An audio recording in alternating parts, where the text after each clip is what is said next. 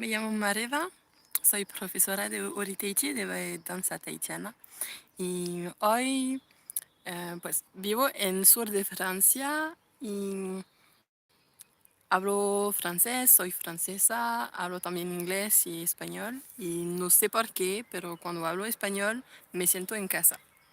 Creo que es porque no aprendí en español a como controlar quién soy y es más fácil en español solo como liberarme, expresarme y todo.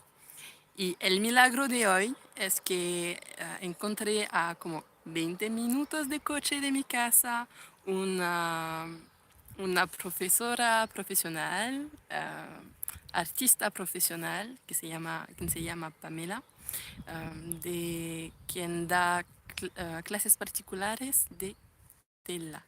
Es como, es más fácil hablarlo, decirlo en español, es como un sueño de niña, hacer tela y algo tan como para mí tan lejos que no pensaba que era posible aprenderlo. Y me imagino hoy que hay mucha gente quien se dice lo mismo de, de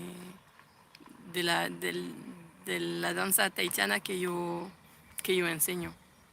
Por eso decidí que este año daría más de mi energía a mis sueños y pues salgo ahora de mi primera clase de tela y fue como increíble, increíble am, conectar con mi cuerpo para hacer algo artístico, pero con músculos también, de otra manera que el Oriteiji, porque Oriteiji, por ejemplo, no pide la fuerza de los brazos.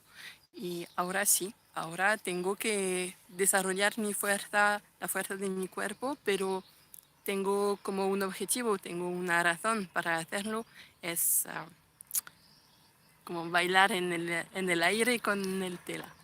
Pues compartir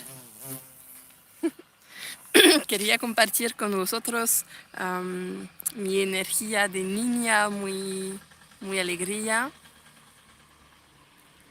y darle unos besos para decirle que si no conozco tus sueños, pero si por ejemplo tu sueño es bailar Oritichi, danza tahitiana, danza de Polinesia, yo estoy aquí para enseñártelo.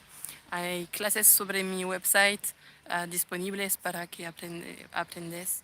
Y si tienes otros sueños, pues pon energía sobre tus sueños, es muy importante. Besitos.